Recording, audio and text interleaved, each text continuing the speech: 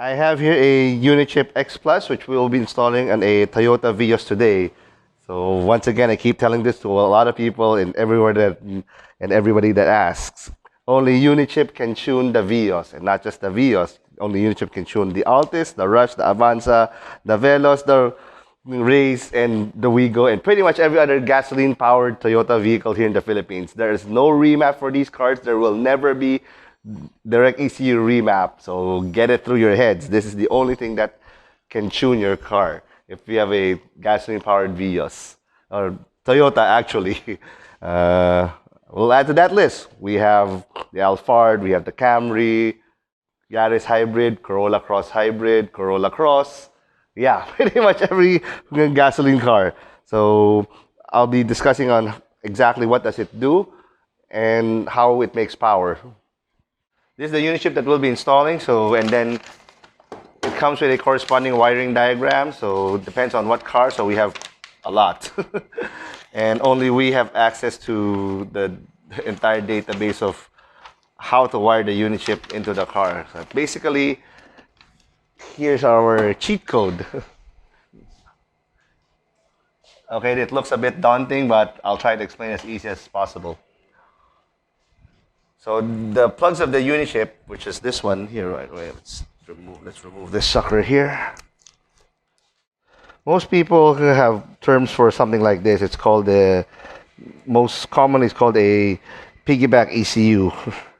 What I like to call it, a more accurate term, is a signal interceptor and modifier, because everything in an EFI car works on signals, meaning electricity, voltage.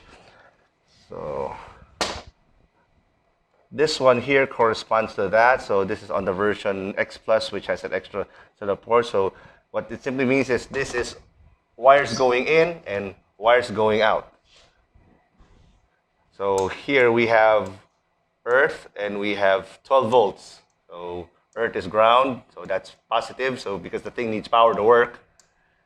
This is TPS in, TPS out. So this is connected to your throttle body. This is what determines how much pedal you step on it, and because it determines the throttle valve angle. Then this one here, you have 3 slots here for different kinds of ignition timing. We have a square wave, we have a sine wave, and we have a digital signal. And this is the modified signal that goes out. Same thing with fuel in. It's a modified signal. So let's say here in the input is 1 volt. We can modify to 2 volts, 3 volts, 1.5 volts, 0.5 volts, then it throws it back out. This is an extra input for anything that's 0 to 5. Could be a map sensor, could be a NOx sensor, could be a mass airflow sensor. This is a map switch, so this is what we connect if you want that fancy map switching option. Signal 1, option 3, so this is also an extra set of outputs which you don't really need. This one is usually what we use for most European cars that don't have this part here. So we have this on can high, can low. In a nutshell, what happens is this. It's easier to explain on the blackboard. Let's take one sensor. So okay, let's take a mass airflow sensor. Because that's the easiest one for most people to understand. So that's your typical mass airflow sensor. You usually have 5 wires here. One of them is definitely power, one of them is definitely ground, one is signal, and the other one is temp. Usually it's a temp sensor. Then this other one can be another ground. What more interested in is this one, signal. So this wire, this mass airflow sensor wire signal, now, before it goes into the ECU like that.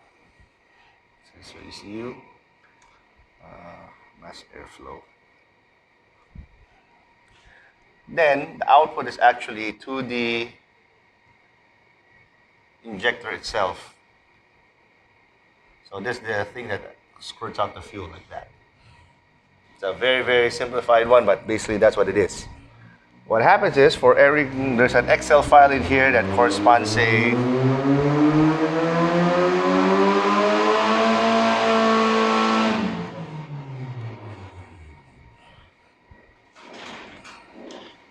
for every 1 volt that comes into the ECU, goes in, arbitrary 10 out. So injector squirts 10 fuel. 20 volts squirts 20 fuel, 30 volts squirts 30 fuel, so on and so forth.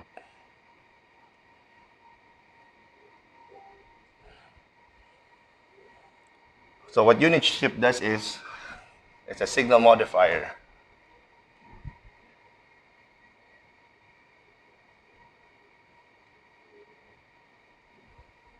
So again, signal though. So let's say we have 1 volt going in, goes to the Unichip.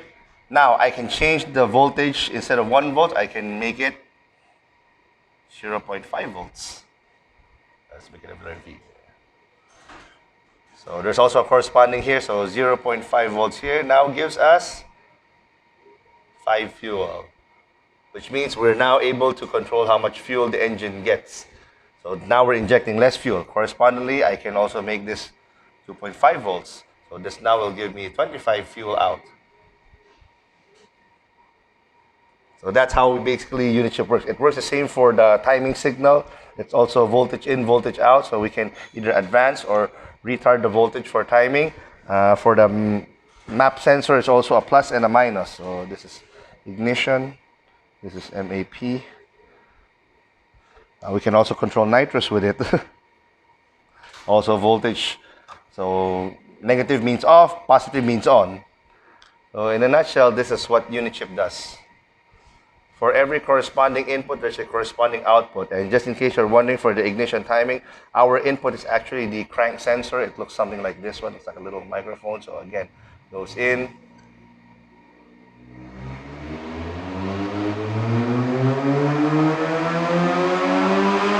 And this actually goes to the spark plug itself.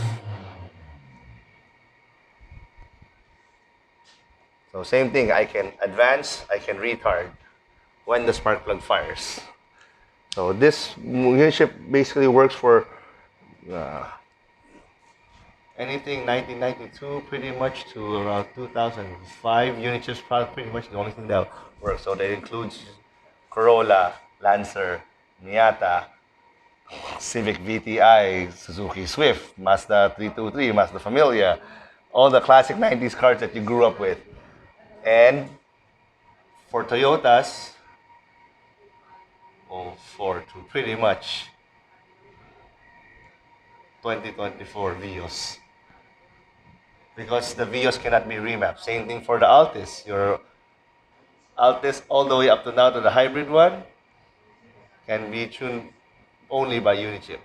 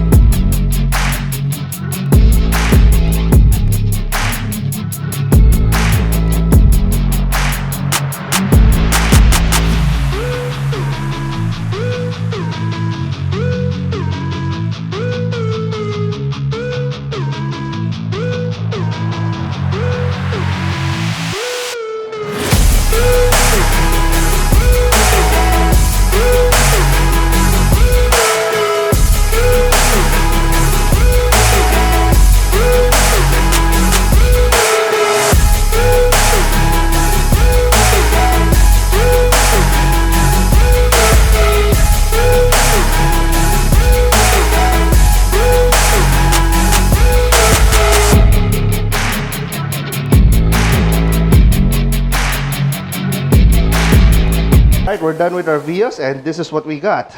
So this red line here, this is the stock baseline. You already has a intake and an exhaust. So this is a 1.3 manual Vios. So it makes 79 horses right there.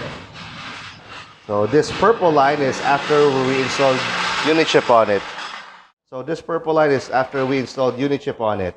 So we went from 79 to 87 horse. So give or take 10 horses. That's peak to peak, but that is not how you read horsepower.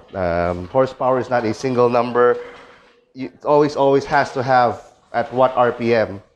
So as you can see here, they're both at 5,000 RPM. This 5.5, this 5.9. But to get the real gain is you have to do some math. So here we have, so ideally you want to do it, you want to take it every RPM level. So at 1.7, this is 17 to 23. You take the difference between each one, 17 to 23, so that's about 6 horse. That's also about 6 horse. This is 5 horse here, that's 4. This is 33 to 45, so it's about 12 horse. This is about 10 horse, 10, 12, 12. The big gain is here, 65 to 78.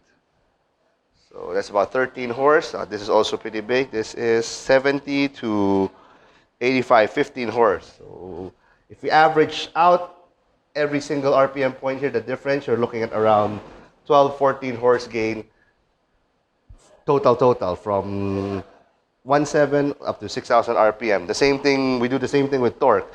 So we started at 78 foot-pounds and we ended up at 90 foot-pounds over here. So same thing, we take the difference here. So give or take, there's around 20, 25 foot-pounds total gain.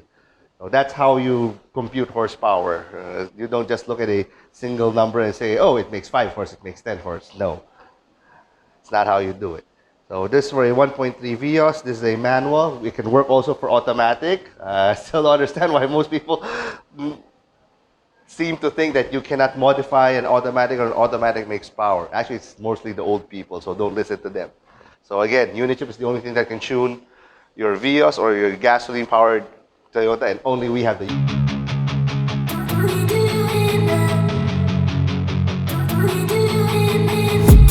I've been dreaming on in my head like I've seen it, a life worth living.